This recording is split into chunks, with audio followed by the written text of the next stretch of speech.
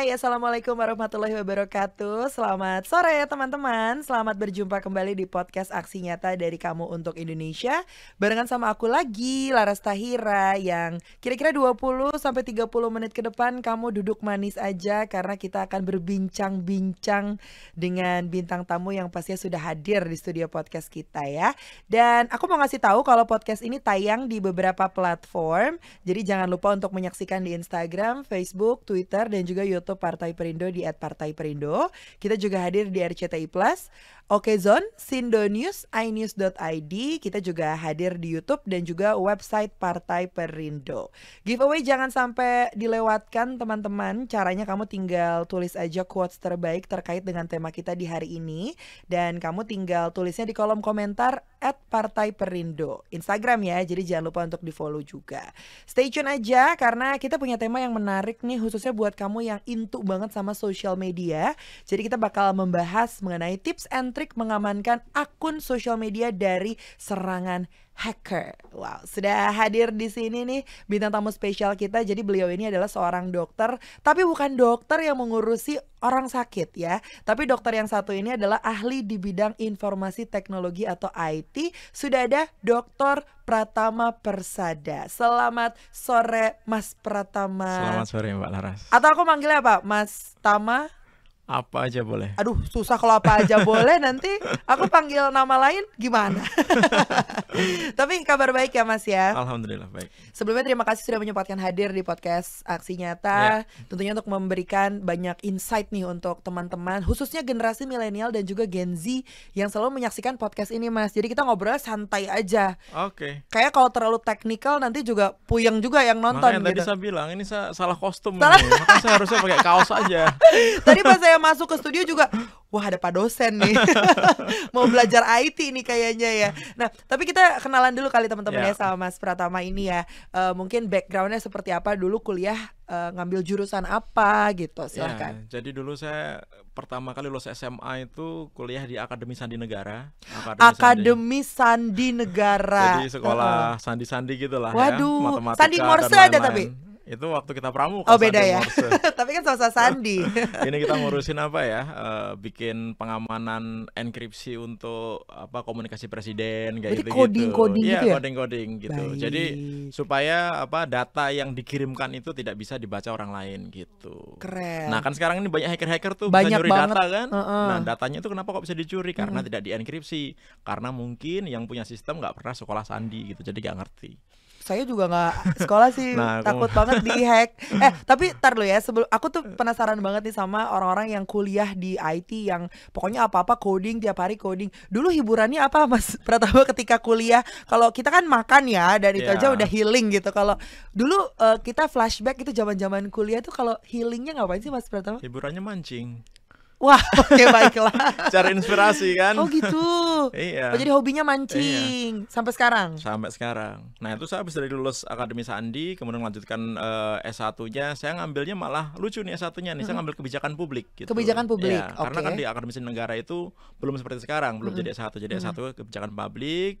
S2-nya kemudian saya ngambil di UI. S3-nya saya ngambil ilmu komputer UI. Plus nambah lagi S3-nya di UGM. Apa? Ngambil kajian budaya dan media. Oh iya, nyambung gitu. Ya media nih gitu. Iya. Jadi pokoknya seumur hidup selama kuliah coding terus ya. Itu sebenarnya untuk menyeimbangkan otak kanan dan otak kiri aja gitu. Bukan menyeimbangkan ya, kayak mempersulit hidup ya. Buat kita-kita ya kayaknya yang gak kuliah coding tuh kayaknya pusing. Tapi kalau dijalanin mah bisa-bisa aja. Apalagi mungkin Mas Tama juga passion sekali ya di dunia memang, itu ya. memang seneng karena apa? Karena dulu saya berpikir wah ini kayaknya ilmu yang aneh nih gitu. Kan dulu waktu zaman tahun berapa tuh 80-an kan kita masih pakai WS, masih pakai DOS. Kayaknya Mbak Laras ngalami apa enggak tuh? Enggak ngalami deh. Enggak. Aku lahirnya 2019 Mas. Pakai disket gitu ya kan. Oh disket ya, iya, disket gitu. ya. Sekarang semuanya sudah serba digital. Sekarang kan kalau kita lihat nggak ada kehidupan yang nggak berbasiskan teknologi, betul, terutama betul. internet ya gitu. Nah, sekarang kalau kita berpikir orang lebih milih nggak usah makan daripada nggak medsosan, iya kan? Iya lagi. Kalau kalau dulu kan orang berpikir, oh saya mendingan Makan. nggak usah ngerokok, nggak usah makan tapi saya ngerokok gitu, Iya, ya iya. kan? Kalau sekarang nggak usah makan, nggak usah ngerokok, tapi yang penting medsos, Iya. ya kan? Sekarang apalagi handphone. Iya, semua boleh ketinggalan Iya. asalkan handphone jangan sampai Betul. ketinggalan. Coba kalau handphone ketinggalan, Iya. gitu, pasti nggak tenang hidupnya. Betul, gitu, ya itu kan? betul. Nah, itu yang terjadi saat ini. Jadi handphone ini menjadi pusat kehidupannya anak-anak sekarang nih. Iya, iya, iya. Padahal kalau kita lihat di statistik ya, gitu, ada 204,7 juta masyarakat Indonesia yang terkoneksi ke internet, gitu. Kemudian di antara mereka 86%-nya gitu, itu mengakses handphone setiap hari selama 8 jam minimal. Minimal, ya betul. Gitu. Average Artinya- aku juga 8 artinya- jam sih. Artinya lebih banyak mengakses handphone daripada tidur kan pasti kan, gitu. Tidur cuman ya setengah jam juga cukup lah. Gitu ya kan. Enggak sih, bercanda. Lebih banyak mainan handphone gitu. Apalagi sekarang handphone juga menjadi sumber informasi utama. Betul. Nggak ada lagi tuh orang nonton TV anak-anak generasi Z, generasi Semuanya milenial pakai gadget gitu. Padahal kalau kita lihat internet itu gitu, kita harus hati-hati. Kenapa? Karena 95% isinya internet itu adalah hal-hal yang menurut saya sampah. 95%. Ada hal-hal yang apa namanya mudarat dan nggak berguna gitu, sehingga kalau kita terutama generasi muda tidak bisa pilih-pilih informasi yang benar, yang kita dapat adalah informasi sampah, dan itu banyak sekali saat ini terjadi. Banyak sih, termasuk hoax juga ya. Termasuk hoax, Hoax juga salah satu sampah ya, Mas ya. Iya, termasuk sampah juga gitu. Dan kalau kita lihat struktur internet ya gitu, yang kita lihat sekarang kan misalnya Perindo gitu, kita kan bisa kita baca Detik dan lain-lain, itu ada di Surface Web. Jadi level paling atasnya internet bisa kita baca, kita lihat dengan gampang gitu. Kita browsing pakai browser aja kita bisa ngelihat. Tapi ada 94% di bawahnya itu adalah isinya dark web, deep web gitu, yang di dalamnya itu penuh dengan kejahatan gitu. Jadi di situ itu kalau kita mau beli senjata bisa, beli narkoba bisa. Iya. Kita ngajarin nggak nih? Enggak, tapi emang Beli bisa. senjata bisa, beli narkoba bisa, beli orang bisa gitu. Beli apapun bisa. Nyuruh bunuh orang pun bisa gitu. Dan di situ banyak organisasi teroris, organisasi, banyak banget deh gitu.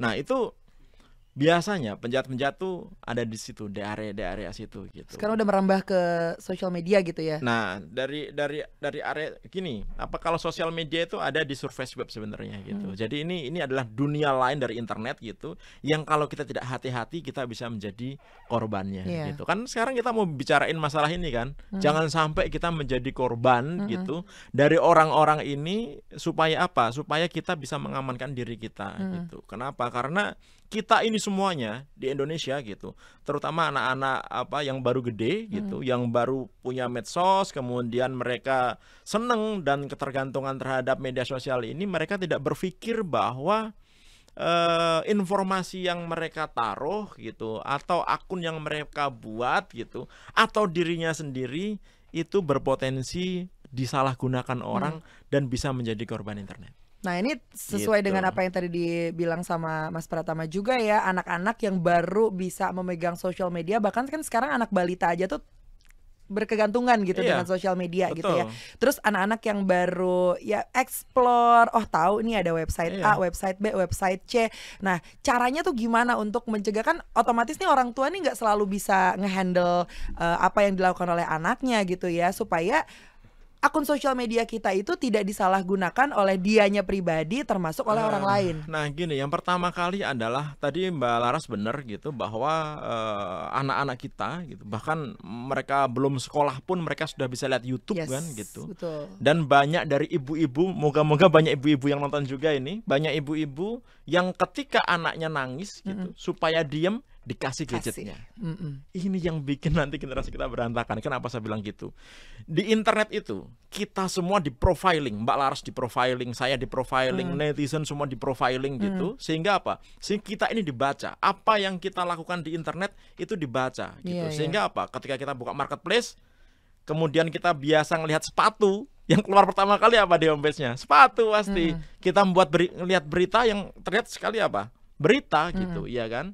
Nah, itu yang terjadi. Jadi kalau Mbak Laras misalkan suka lihat sepatu terus mau nyari panci, buka marketplace, yang dilihat pertama kali itu bukan panci tapi Sepatu. sehingga nggak jadi beli pancinya, Iya, akhirnya beli sepatu itu. Bahaya gitu. itu. Nah, ini yang terjadi begitu orang tuanya buka situs-situs yang tidak layak untuk anaknya, ya kan, nyari-nyari si kebaya merah lah gitu, nyari-nyari informasi-informasi tentang apalah yang dewasa gitu, buat undangan maksudnya kebaya merah, undangan. buat undangan maksudnya sukanya itu warna merah. Nah begitu ibu orang tua itu menggunakan gadgetnya untuk dirinya sendiri, kan gadgetnya itu memprofiling dia.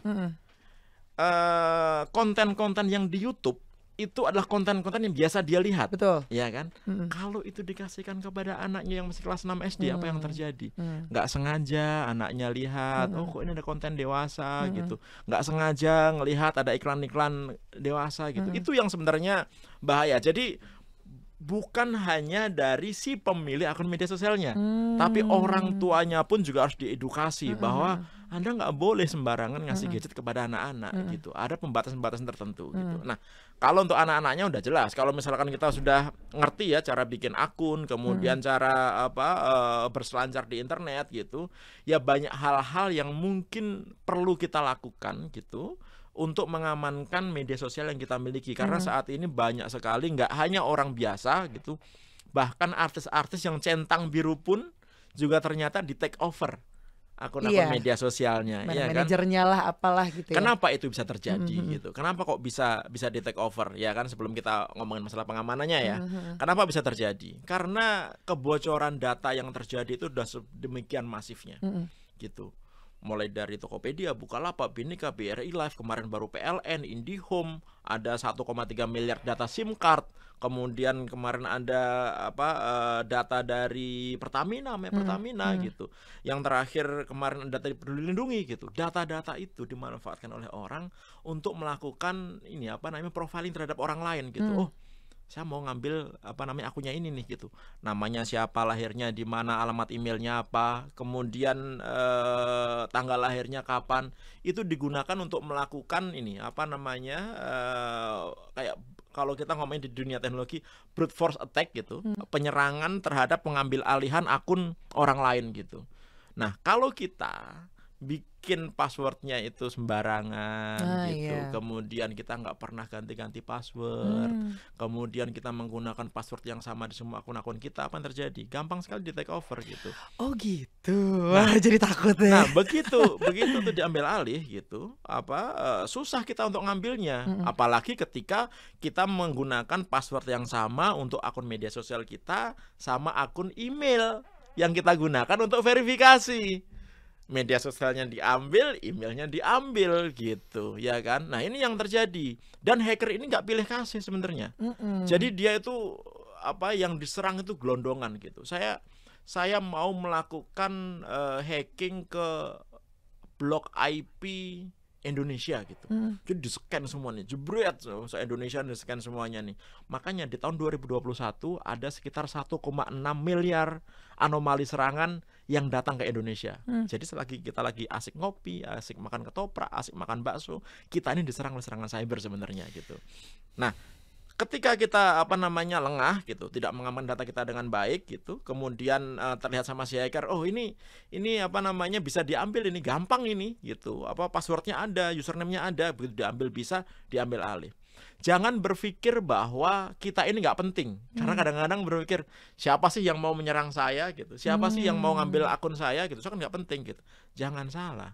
Sekarang ini ketika semuanya sudah digitalisasi, ya kan, internet sudah memfasilitasi transaksi perbankan, kemudian ada dompet digital, handphone kita digunakan untuk menyimpan file-file hampir semuanya, baik pribadi ataupun kantor gitu, sehingga kita ini sebenarnya punya value yang tidak kita sadari gitu, dan itu dimanfaatkan oleh orang-orang ini gitu, sehingga ketika kita menjadi korban peretasan, yang terjadi apa? Ya sudah, kadang-kadang kita nggak bisa balik, atau kadang-kadang kita diminta tebusan untuk bisa balikin akun kita. Ya udah sini boleh saya balikin, tapi bayar ya 3 juta. bayar 5 juta gitu.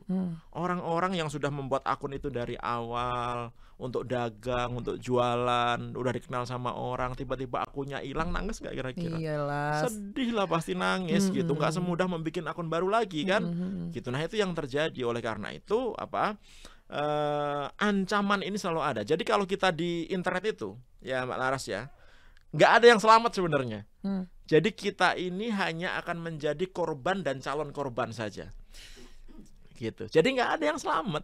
Karena apa? Karena semua data kita sudah tersebar gitu di internet gitu. Coba deh mungkin nanti buat ini ya, buat netizen milenial atau Gen Z gitu, bisa ngecek datanya bocor apa enggak dengan banyak website yang menawarkan gitu. Salah satunya adalah, saya catat juga deh. Salah satunya adalah klik ini monitor.firefox.com gitu. Oke, monitor.firefox.com. Kemudian tulis alamat emailnya di situ gitu. Kemudian cek datanya bocor apa enggak. Coba Mbak Laras, ada nggak datanya bocor? Nanti deh, ini soalnya aku lagi Gitu. nggak ngaktifin paket data Pak. Monitor.firefox.com ya. Iya, monitor.firefox.com. Masukin email. Masukin emailnya, nanti akan ketahuan data kita sebenarnya bocor nggak sih gitu, terpublish nggak sih di internet gitu. Oh gitu. Nah itu ada ratusan juta, ada miliaran akun gitu internet yang bocor di sana. Gitu. Aduh. Nah itu gimana harusnya memperbaikinya tuh kalau Nah. akhirnya ketahuan bocor? Ini yang jadi masalah. Nggak bisa kita ngapa-ngapain itu. Meskipun kita langsung ganti password pada saat itu. Jadi begini, konsep pengamanan itu kan ada dua ya. Yang kita mengamankan diri sendiri, sama kita yang sudah terlanjur menyerahkan data kita ini ke penyelenggara sistem elektronik. Penyelenggara sistem elektronik itu contohnya misalkan Contohnya misalkan Dukcapil gitu. Atau contohnya Google, Yahoo dan lain-lain, Tokopedia, ya kan, platform-platform e-commerce itu adalah penyelenggara sistem elektronik gitu. Ketika kebocoran data itu berasal dari platform penyelenggara sistem elektronik, apa yang kita lakukan ini nggak ada gunanya sama sekali Mbak Laras. Jadi ketika pemerintah bilang, masyarakat amankan password ya, bikin password yang kuat gitu, jangan klik link sembarangan, itu semua percuma ketika kebocoran itu terjadi di platform penyelenggara sistem elektronik yang sampai detik ini nggak pernah ada hukuman yang berat buat mereka. Kenapa belum ada? Karena kita nggak punya undang-undang yang bisa menjerat mereka gitu. Jadi kemarin sebelum ada undang-undang pelindungan data pribadi, jadi ini para milenial, Gen Z, netizen juga harus tahu gitu. Sekarang ini kita sudah punya namanya undang-undang perlindungan data pribadi yang harusnya gitu itu bisa melindungi seluruh masyarakat ketika datanya disalahgunakan.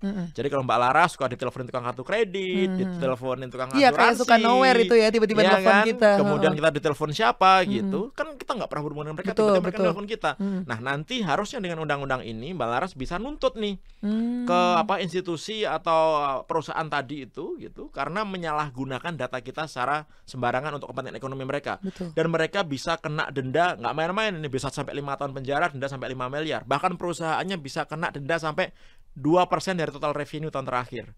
Yang jadi masalah adalah undang-undang ini sudah disahkan, tetapi lembaganya yang harusnya, lembaga ini namanya adalah Lembaga Otoritas Perlindungan Data Pribadi gitu. Kalau saya ngomongnya seringnya Komisi Pelindungan Data Pribadi. Ini yang ngurusi nantinya kalau terjadi insiden kebocoran data, ini nggak dibentuk-bentuk. Karena apa?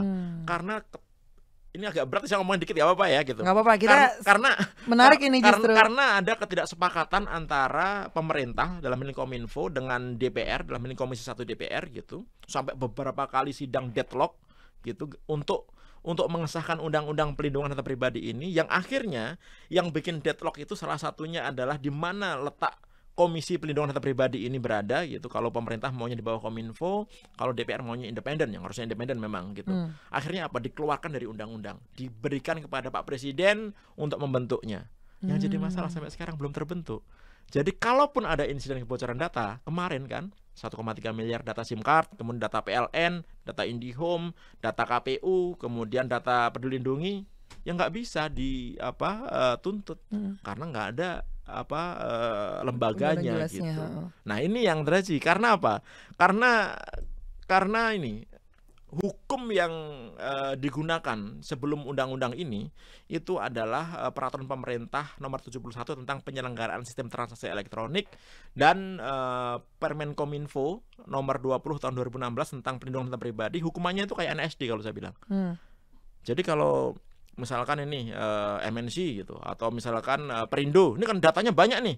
Ya kan, Perindo datanya banyak nih. Terus dihack nih, bocor semua data anggota Perindo gitu. Itu bisa kena loh. Tapi untuk sekarang nggak usah khawatir. Kenapa? Karena hukumannya itu cuma diperingatkan secara lisan, diomongin, Anda bocor loh ya, hati-hati ya. Yang kedua, diperingatkan secara tertulis gitu. Kemudian yang ketiga, dihentikan sementara kalau terbukti, dan keempat, diumumkan di platform online gitu. Jadi nggak ada efek jerahnya gitu. Tapi moga-moga kalau Perindo sih saya yakin ya, kuat ya pasti ya gitu. Harusnya ya. Semoga ya. Gitu. Harusnya sih iya. Nah, harusnya yang terjadi saat ini kayak gitu. Sehingga apa? Sehingga marak sekali terjadi kebocoran data yang akhirnya digunakan oleh orang-orang tidak bertanggung jawab ini untuk apa? Untuk merugikan masyarakat. Bayangkan loh, Mbak Laras ya, dari nomor handphone saja kita bisa tahu nih dia punya dompet digital apa, dia punya OVO nggak, punya GoPay Iya, karena nggak, semuanya terkonek ya. punya apa Dana nggak, punya link aja nggak gitu, ya kan? Nah dari situ nanti digabungkan dengan email, kebocoran Tokopedia, digabungkan dengan alamat, ada BPJS Kesehatan dan lain-lain, sehingga akibatnya apa? Jadi korban penipuan, gitu. Oh, iya. Betul. Coba sekarang kalau Mbak Laras ditelepon gitu, misalkan Mbak Laras udah punya anak belum Mbak Laras? Belum. Nah kalau nanti udah punya anak gitu, kemudian diteleponnya, Bu Laras ini anaknya jatuh dari tangga di sekolah. Anak siapa? Anak kucing. Terpaling balasannya gitu. Katanya belum punya anak ya. Ya belum punya. Terus tapi banyak nih korbannya. Ini kisah nyata nih gitu. Ini kisah nyata nih gitu. Yang ngomong sama kita juga banyak gitu. Ditelepon tapi dia tahu apa semua ini ya, semua identitasnya gitu. Rumahnya di mana, namanya siapa, anaknya sekolah di mana gitu. Nama anaknya siapa gitu, ya kan? Kelas berapa gitu. Sehingga kalau dibilang anaknya jatuh harus dioperasi, kirim duit dong, transfer dong. Kita sebagai orang tua kira-kira transfer nggak? Pasti transfer. Karena takut jangan-jangan kita nanti nggak terselamatkan gitu. Nah, salah satunya gitu. Atau kemudian diambil alih dompet digitalnya. Ini dari kebocoran data doang ya. Kemudian kalau si orangnya ini pintar dikit gitu, dia bisa mengambil alih akun rekening bank kita. Aduh. Contohnya adalah Bank Ilham Bintang. Semuanya dikuras, dia bisa bikin KTP palsu, dia bisa ngambil alih nomor handphonenya, dia tahu semua data perbankannya gitu. Sehingga bisa diambil alih m-bankingnya, bisa dikuras semua isinya. Bayangkan, belum lagi kalau misalkan data kita digunakan orang untuk pinjol ilegal, sehingga banyak sekali orang-orang gitu yang nggak pernah ngajuin pinjaman online, tiba-tiba didatangi debt collector gitu, suruh bayar. Datanya dia nggak pernah ngajuin gitu, karena data dipakai. Nah ini yang terjadi gitu. Oleh karena itu kebocoran data ini harus segera diselesaikan di Indonesia. Makanya Mbak Presiden juga harus concern gitu. Nah, Perindo ini kita di Perindo nih ya. Partai Perindo juga harus menjadi concern, salah satunya adalah bagaimana melakukan pelindungan terhadap kehidupan digital masyarakat Indonesia gitu. Iya, dan tadi juga sempat disebutkan juga oleh Mas Pratama ya, kalau kita ini tidak boleh memakai password yang sama di semua sosial media. Mungkin itu juga salah satu langkah kita untuk bisa menjaga privasi kita di sosial media. Tapi setelah itu apa langkah-langkah selanjutnya nih, Mas? Kalau kita mau mengamankan, ini tips and trick ya gitu. Jadi kalau kita punya akun, hampir semua orang udah punya akun media sosial ya gitu. Walaupun mungkin beda-beda, Facebook, Instagram, Twitter dan lain-lain begitu, TikTok, apalagi TikTok lagi rame-ramenya sekarang ya gitu. Yang pertama adalah sebelum kita belum bisa diamankan oleh orang lain, kita harus mengamankan diri sendiri gitu. Yang pertama, bikin password yang kuat. Jangan pakai nama pacar, jangan pakai nama selingkuhan. Tanggal lahir biasanya gitu. yang ini jangan pakai tanggal lahir gitu. Karena apa? Data kita udah bocor gitu. Jadi bikin password yang kuat. Kuat itu apa? Ya minimal 10 karakter, kemudian ada huruf besar, huruf kecil, ada simbol dan lain-lain gitu. Yang kedua adalah kita harus mengganti password secara rutin. Kenapa? Alasannya. Tadi kan udah saya kasih tahu tuh. Data kita udah bocor kemana-mana, termasuk username, termasuk password. Jadi kalau kita nggak ganti password kita, artinya apa? Orang yang mendapatkan data kita itu, dia bisa login masuk ke dalam akun kita. Oleh karena itu, siapapun ya sekarang ini yang lihat podcast ini, segera ganti password. Gitu. Segera ganti password. Yang ketiga, jangan menggunakan password yang sama di semua akun internet yang kita miliki. Gitu. Supaya apa? Kalau satunya dihack, yang lainnya tetap aman. Gitu. Sehingga apa? Sehingga hacker ini cuma bisa ngambil satu akun kita aja gitu, ya kan. Nanti recovernya lebih gampang daripada semua akun kita miliki gitu. Nah, pasti timbul pertanyaan ini. Gimana ceritanya bikin password satu aja ribetnya minta ampun gitu, ya kan? Gimana kita mau ganti-ganti password? Gimana kita mau bikin password yang beda setiap akun kita? Bikin satu aja udah sering lupa. Iya benar. Ya kan? Saya yakin nanti ini pasti banyak yang dari mulai bikin akun sampai detik ini nggak diganti. Ini kayaknya malah ini nih apa pelakunya nih gitu. Iya emang susah banget.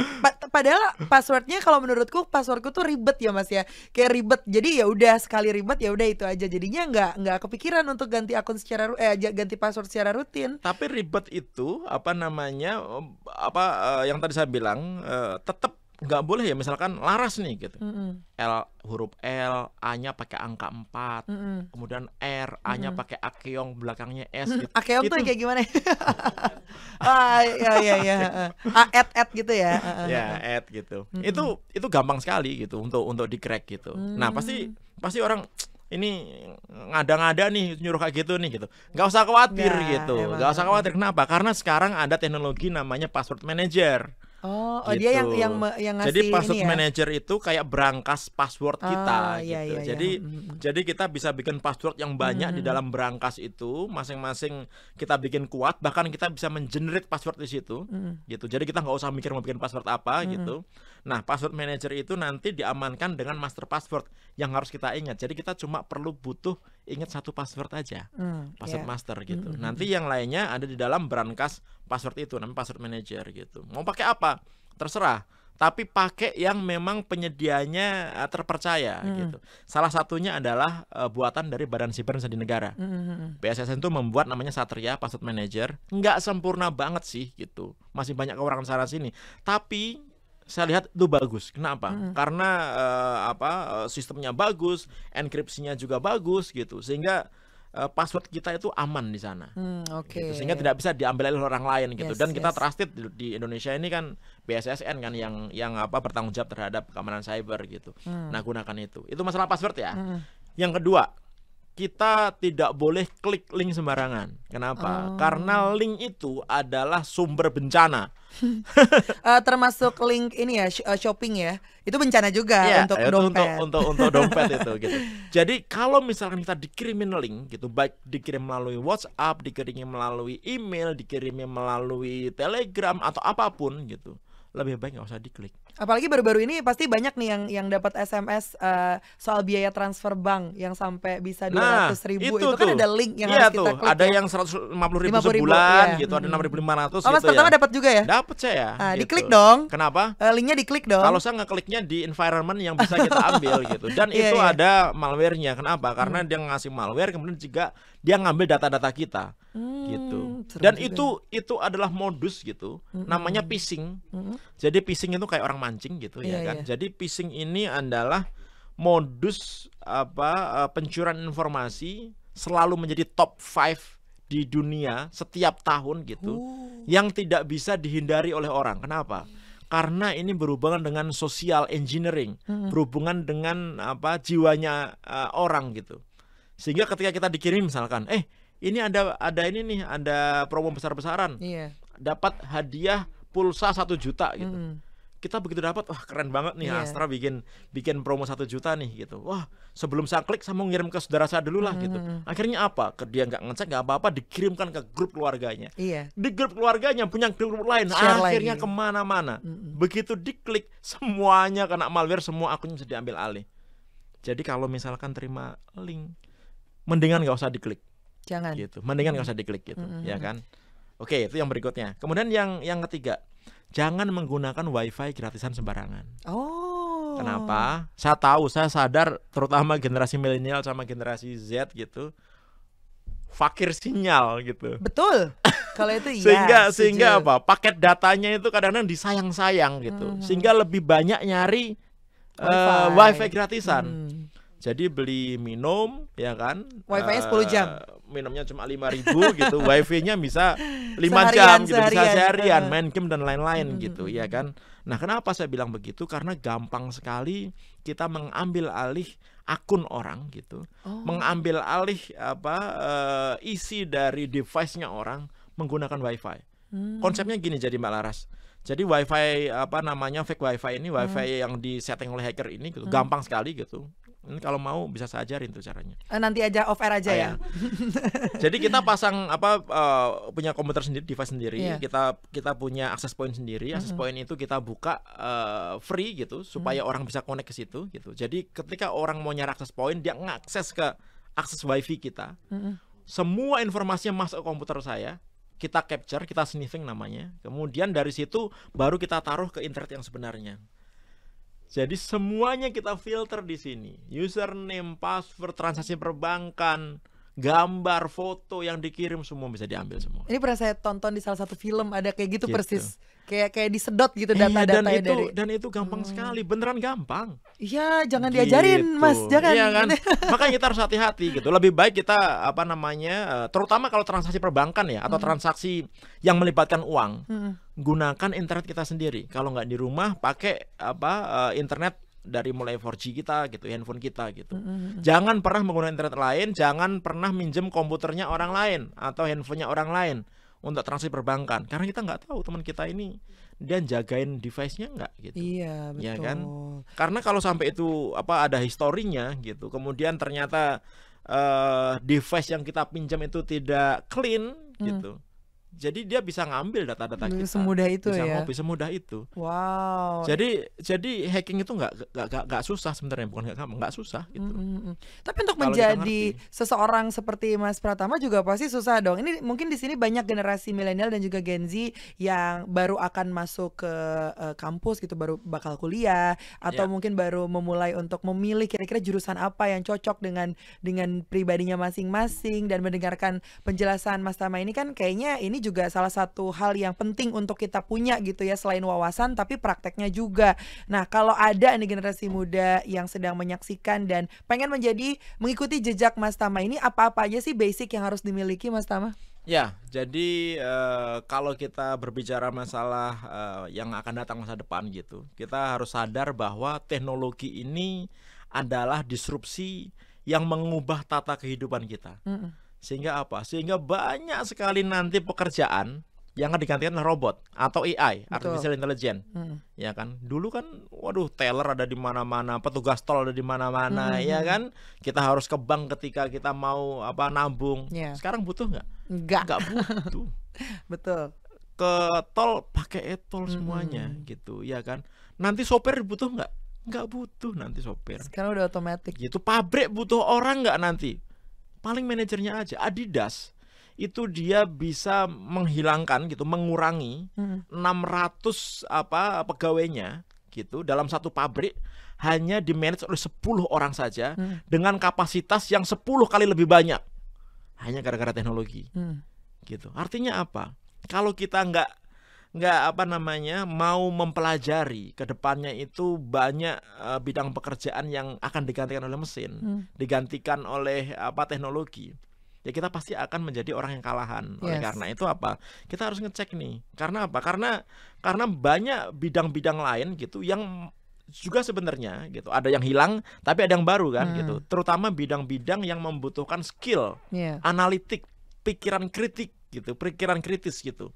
Supaya Supaya kita ini bisa bersaing dengan robot gitu, bisa bersaing dengan AI gitu. Nah, banyak bidang-bidang itu, dan untuk datang ke sana, untuk meraih ke sana itu ada tahap-tahapnya. Contohnya misalkan nih, saya mau menjadi cloud engineering gitu. Karena nanti kedepannya semua cloud nih, nggak ada lagi tuh storage pasang-pasang server, semua nanti cloud semua. Saya mau menjadi cloud engineering gitu. Nah, nanti ada tuh bagaimana cara mencapai ke sana, mulai dari level beginnernya, intermediate-nya, sama advance-nya gitu. Bagaimana nanti kita sertifikasi apa yang harus kita ambil gitu. Kita harus kuliah di mana gitu. Jadi kita harus mulai memperhatikan dari sekarang.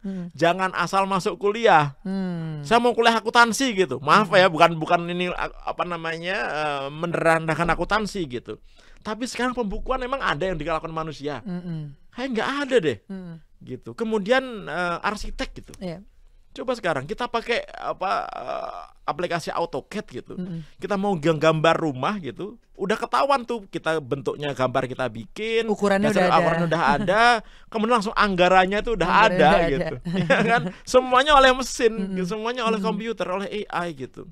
Jadi akan banyak sekali bidang-bidang pekerjaan yang nanti akan tereduksi. Oleh karena itu, ini pesan untuk para milenial nih gitu. Penting sekali Anda mengerti gitu. Kedepannya itu Anda harus bisa bersaing dengan teknologi-teknologi ini gitu. Iya. Nah, bagaimana cara supaya kuat bersaing? Nah, nanti pantengin terus ini ya kan podcastnya Perindo gitu. Nanti kita ngobrolin lagi gitu. Iya, singkat aja nih, kuliah IT susah apa gampang? Gampang dong. Gampang dong. Gampang.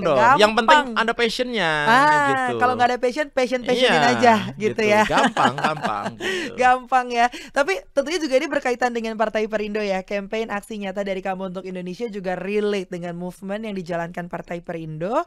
Produktif, solutif, modern, bersih berintegritas, peduli dan juga turun tangan untuk Indonesia sejahtera. Tentunya Partai Perindo juga memanggil putra-putri terbaik untuk Indonesia sejahtera melalui Konvensi Rakyat. Ini adalah program penjaringan secara daring bagi warga Indonesia yang berminat mendaftarkan diri sebagai bacalek di semua tingkatan pemilihan DPRD Kabupaten Kota, DPRD Provinsi, dan juga DPR RI. Kalau mau daftar, caranya juga super simple. Kamu tinggal kunjungin aja website di bawah ini di www.konvensirakyat.com, dan untuk mendaftar sebagai anggota Partai Perindo bisa mengunjungi website www.partaiperindo.com, dan jangan lupa juga untuk download aplikasi Partai Perindo di App Store dan juga Play Store, atau bisa scan barcode langsung di layar ini, silahkan ya. Dan untuk teman-teman yang sudah memberikan quotes terbaik terkait dengan tema kita di hari ini, tentu saja kita akan mengumumkannya 3 orang pemenang di minggu depan di Instagram Partai Perindo @partaiperindo. Jadi jangan lupa untuk di follow Instagramnya ya. Sekali lagi terima kasih Mas Pratama untuk sharingnya. Semoga banyak memberikan insight nih buat teman-teman generasi milenial dan juga Gen Z yang sedang menyaksikan kita ya Mas ya. Amin. Dan terima kasih juga untuk Partai Perindo yang selalu bergerak dengan aksi nyata. Semoga Partai Perindo semakin sukses dan juga maju terus untuk Indonesia sejahtera. Salam aksi nyata dari Kamu untuk Indonesia. Saya Laras Tahira pamit undur diri dulu. Kita bertemu di episode selanjutnya. Bye. Marilah seluruh rakyat Indonesia, arahkan pandanganmu ke depan. Raihlah mimpimu bagi nusa bangsa, satukan tekad untuk masa depan. Pantang menyerah, itulah pedomanmu. Hentaskan kemiskinan cita-citamu, rintangan tak menggentarkan dirimu. Indonesia maju, sejahtera tujuanmu, nyalakan api semangat perjuangan. Dengungkan gema, nyatakan persatuan oleh Perindo.